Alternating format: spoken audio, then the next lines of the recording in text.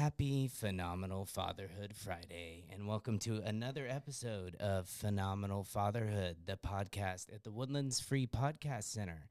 I'm Jeremy Hall, here with the interviewee, Tillman Givens III of Phenomenal Fatherhood, the OG, the original Phenomenal Father. Welcome to your own show.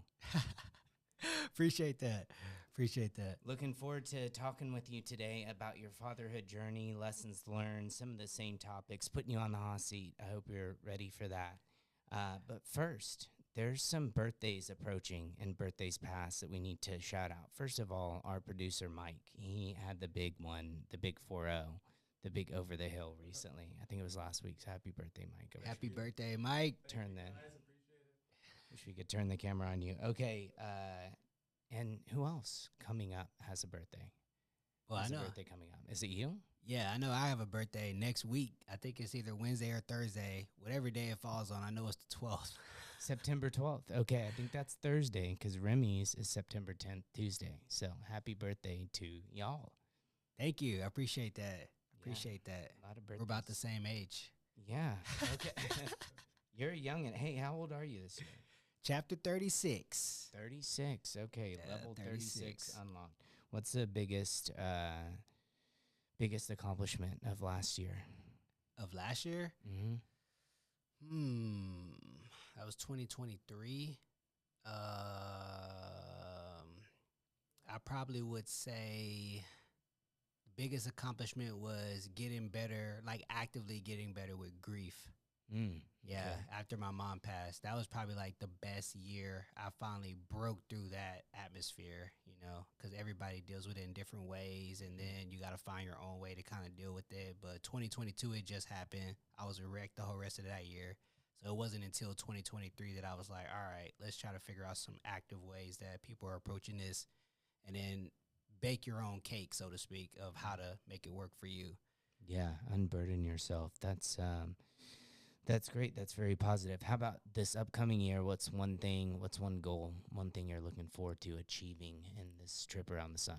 2025 or just chapter 36? Chapter 36. Going out of the country for the first time. Leaving the United States. Yep. Getting married to my fiance, going out of the country for the first time. I've been to a lot of states, but I've never been outside the states, preferably South America or Thailand, somewhere over there. Man. Philippines would be cool. But All as long as right. I'm out the country. Yeah, just look at the zones. Make sure it's not like red or like on fire or whatever the ones are where it's like a don't go, because we want you to come back. Some of those places you're getting a little far afield there, so let's keep it safe. Okay. Wherever it is that you go. Just read the travel reports, travel.gov, before you go. And let us know. Drop a pin or something while you're over there. But for real, you're gonna love international travel, and you're gonna catch the bug, I hope, after it. Okay, moving on. Highlighting your background, I want to ask you some questions. Early childhood. First of all, where were you born? Houston, Texas. H-Town. Yeah. Where were you raised? Houston, Texas as well. What neighborhood? Greens Point. It was like, I don't even remember what it's called anymore. I think it's called Copper Creek. Yeah. Copper Creek. Okay. Yeah, it's in Greens Point. Little league organizations or elementary schools stand out from the early days? Mostly Conley. So my first 3 years, I went to the Classical School for Brilliant Children, which is the private school in the inner city Houston. Okay. And then nice. fourth Love the grade. name. Yeah, I know. It's like makes me feel so prestigious. Yeah. And then fourth grade, went to Conley Elementary, which is right there between Copper Creek and Lincoln Green East over there in Greens Point. It's like 5 minutes from Greens Point Mall, or what they call Guns Point. So I went there.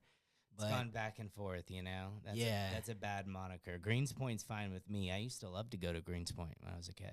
Yeah, no, it was awesome. Got a lot of great deals there. But fourth grade was when I met Miss Temez. So that was everybody has that pivotal teacher. You know what I mean? That's just the one that stuck out to me. So that was good. Shout out to her. Yeah. And how about higher education, formal education, high school, university? Yeah. So I think after that, fourth grade year, met Miss Temez. She, so what did she do? I tested into the magnet program. So then I went to Bethune Elementary for fifth grade. Then I got into the magnet program, skipped a grade, went to Bethune, went to Carver High School, which is a magnet high school that focuses on engineering and the arts. Graduated from there. Any sports happening? They actually don't have sports. Yeah, the Carver Panthers don't have sports. So everything I played was either like a league outside of it or, and it was like this weird thing where like all the other high schools were like, oh, you're at Carver. We didn't want you to come take our spot, know? So it was like that whole thing going on. I feel you on that as a homeschool kid. Yeah, so I just had to play in other leagues, did some YMCA stuff, did a lot of basketball stuff, did a lot of AAU stuff. Yeah. So that was really good. And then literally the very next summer, I was immediately going to college and University of, ORU, Oral Roberts University, which is a private Christian college in Tulsa, Oklahoma. Okay. Very beautiful campus. Went there for a year.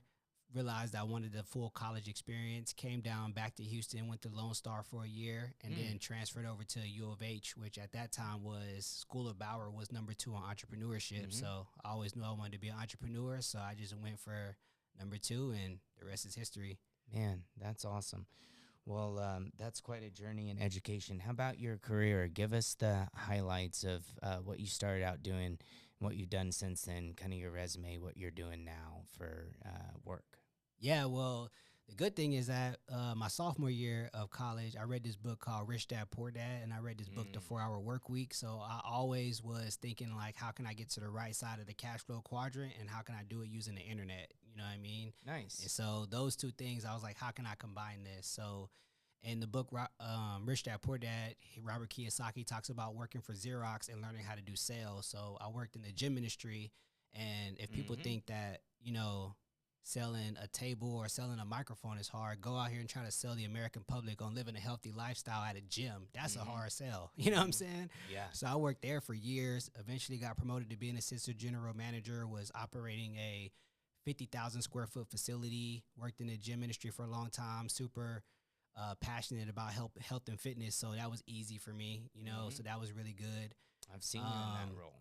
I've done that. I've worked in property management. I've had a lot of different jobs. At one point, I was like in between jobs. I worked as a temp agency, like cooking fries at NRG Stadium, and even then I was like, I'm going to cook the best fries. Like even the chef was like, dude, why are you so serious about these fries? I was just like, because, man, I'm sowing a seed right now. Yeah. Like when I have my employees, I want them to work hard. So I'm going to work hard even in this position that seems very minuscule. You know what I mean? Whatever you do it as unto the Lord, whether it's cleaning your house or cutting your grass or working in the job that you thought you'd never have. You've really got one boss at the end of the day. So, yeah, amen to that. Yes, sir. Cook the best fries. And now you're not cooking fries anymore. I heard you say you've done manual labor work, too, some back-breaking type work. Oh, yeah. Yeah, but what about that? I try to put that out of my mind. Right. I actually did construction for a while, so I ended up breaking my ankle during construction. But it actually ended up working out because I broke my ankle during construction. They put me on light duty, so I was sitting at a table like this, making these wires that go inside these lights. But it was for commercial buildings, so I had to make like 2,000. Like they might be like, hey, can you make 2,000 of these? So you might be doing it for like 4 days straight, just stripping wire, cutting it, making sure it's the right size. And I'm just got one leg up, sitting there on light duty. But during that time, I would plug my phone in and I would be on YouTube University, just learning how to do SEO, learning about digital marketing, learning about all the stuff I'm doing right now. So that was very pivotal in that time, even though it seemed like it was very, non-essential. Well, you were in productivity jail, so to speak, and so you got your learning on while you're in there, and kudos to you for that. Okay, really quickly, we got a couple of about a minute left in this segment. What do you do now? And then I want to move on to your family real quick. Yeah, so right now I have a digital marketing agency, so we do websites, SEO, ads, anything that has to do with increasing a business's online presence. Where would we find that? TNTsuperiormarketing.com. You can book a meeting from there, fill out a form from there. It's a beautiful site, so check it out. Anything else career-wise that you want to share in your journey? Renewable energies, anything? Oh, yeah. I worked in solar during 2022, did over $500,000 in finance products, working for a publicly traded company, eventually became a corporate sales trainer for that publicly traded company, so that was pretty fun. Learned a lot during the end, learned a lot about leadership. And so now, Phenomenal Fatherhood. Tell people about that. What's your mission, really quickly, and how do people find you if they want to connect with Phenomenal Fathers? Yeah, I think so. The phenomenal fatherhood in general is broken down into three main concepts. And like the first one is just the mindset, like adopting the mindset of being a phenomenal father. The second part is the mission, us as guys making it our personal mission to be a phenomenal father. And then the last part is the movement, which is all about the community, which you can find at phenomenalfatherhood.com. We just added the video library as of Labor Day. So I'm super proud about that. Awesome. And then we can go in there and tap in. Okay, well, hopefully this is going to be on it. I'm Jeremy Hall here with Tillman Givens. We're coming at you from the Woodlands Free Podcast Center, and we'll be right back.